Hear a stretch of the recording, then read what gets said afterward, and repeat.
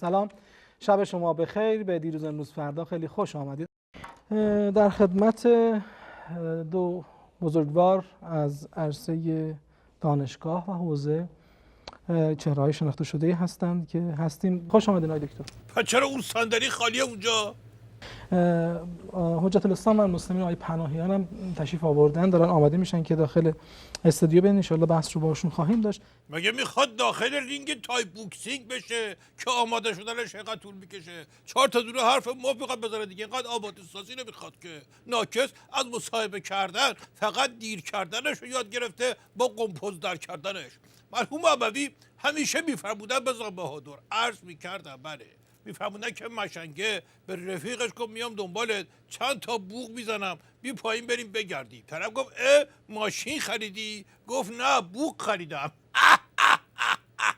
حالا این پناهیان مشنگ که دیر کرده برای که پشت دستشو اونور عمامه‌شو داغ کنه، وقتی اومد بذارش سر کار، تعریف تمجیدش بکن تا خرشه، بعد من حسابشو میرسم. تا موقع موضوع بحث رو بگم خدمت بینندگان گرام. قرار شده که ما بینندگان رو راضی کنیم که بی خیال یارانه ها و موضوعات اقتصادی و حرفا بشن، برن دنبال کار فرهنگی و از این چیزا. بابا یکی به این بگه هوش، تو ادب نداری؟ همینطوری راست شکمتو میگیری میای تو. ناکس فکر کردی اینجا مجلسه؟ احساس میکنم خیلی علاقه دارم با خواهی یکسانت کنم.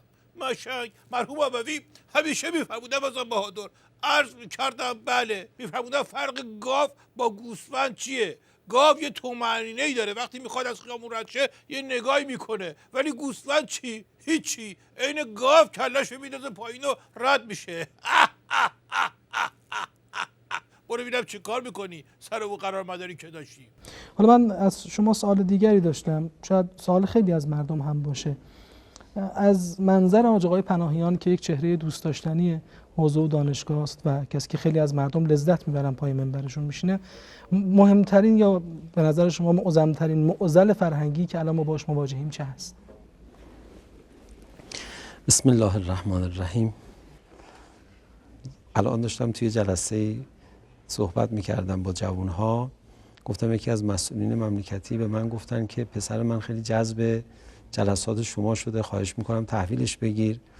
گفتم باشه من تحویلش میگیرم، ولی تو خجالت نمیکشی؟ همینطوری زق از خودت تعریف میکنی؟ بابا مشنگ داره سر کار میذارتت، دیر کرده بودی، قرار شد این فیلمت بکنه. اصلا یه همچی فیلمی بنده نمیپسندم، لااقل حالا ممکنه بعضی وقتا ضرورت داشته باشه. ما باید بپسندیم که خیلی هم پسندیدیم. بریم یک بخشی رو دوستان آماده کردن، بخشی از سخنان مقام معظم رهبری با هم ببینیم، برمیگردیم. عزیزان من، فرهنگ از اقتصاد هم مهمتر است. یکی اون وسط نداشت یه تکبیری چیزی بگه، این بدبخت خودشو خفه کرد. خب وقتی ته جمله رو اینجوری میکشه عین تیر کمون، یعنی یکی از اون تنه لشه باید بلند بشه بگه تکبیر. همین کارا رو میکنن که مقام عظما دودش میره بالا، هوای بیت کثیف میشه. اگر این هوا تمیز باشد آثاری دارد در بدن شما، اگر این هوا کثیف باشد آثار دیگری دارد. خب ببخشید برخی اوقات گزارش ها خوب در نمیاد، اینم امشب از اون دست گزارش ها بود. من بحث رو خلاصه میکنم، حوصله این حرفا رو ندارم. مقام عظما از خیلی وقت پیش رفت پای قمار هسته‌ای، داشت خوب پیش میرفت همه چی، اما بالاخره دیدین که آخرش خورد تو پوز مبارکشون، چون قضیه لو رفت و همون داستانای بعدی شو از این حرفا و تحریم و این صحبتا. جام زهر قرار بود بیاد مسئله رو حل بکنه، ولی انداختش به این روزی که میبینی. مرحوم اموی همیشه میفرمودن بزن بهادر، عرض میکردم بله، میفرمودن که تو بعضی خانواده ها بچه بیشتر از اینکه گم بشه از پیدا شدن میترسه، چون وقتی که پیدا بشه همچین با پس گردنی میذارنش که مثل امروز مقام عظما میشه. الان سانتریفوژا وایساده، اورانیوم رو دارن انقدر رقیق میکنن که آخرش به جای آب نمک قرقره کنیم. عراق و سوریه اینام که معرف حضورتون هست پولم نداریم. وقتی هم که پول نباشه خب دیگه خیلی از اونایی که دور و بر عظما میپلکن دیگه حرفشون رو به کشکم نمیخرن. مرحوم اموی همیشه میفرمودن بزن بهادر، عرض میکردم بله. میفهمودن که یارو به رفیقش گفت قسم میخوری که به خاطر پولام با من دوست نشده باشی؟ رفیقش گفت آره 1000 تومان بده تا قسم بخورم. مقام عظما به خاطر این دغدغه که برای ایشون دیگه شده دغدغه خودشو خفه کرد ولی نتیجه نگرفت.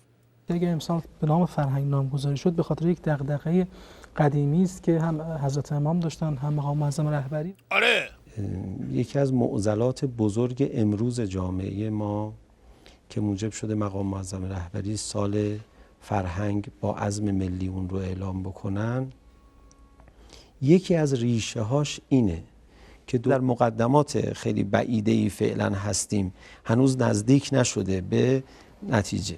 من یه نمونه بگم از وضعیت مقام عظما که معلوم بشه که پشمی به عمامش نبوده.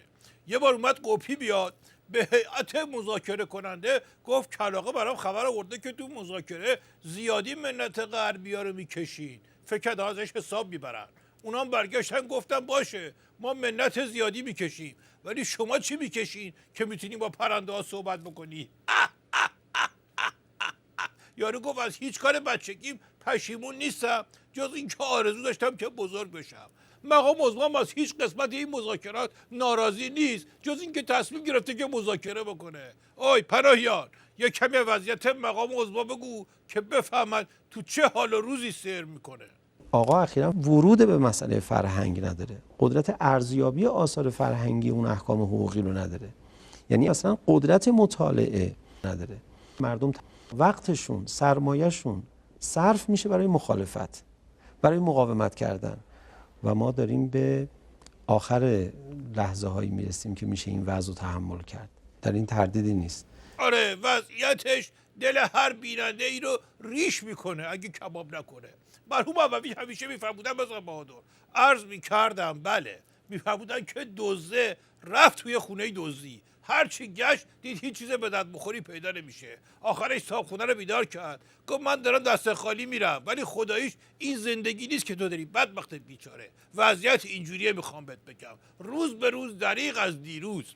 حکایت مشنگه است که میگم من تمام پله‌های ترقی رو طی کردم، آسوده و خوشبخت شدم، داستان سانتری فوچا، ولی یادم رفت سیو کنم اینطوری شدم.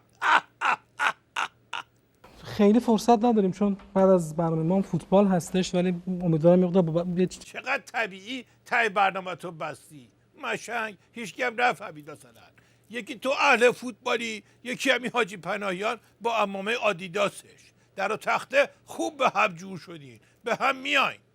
دل و دلبر به هم آمیت بینم یخ کنی تو هم. ازات همگی زیاد.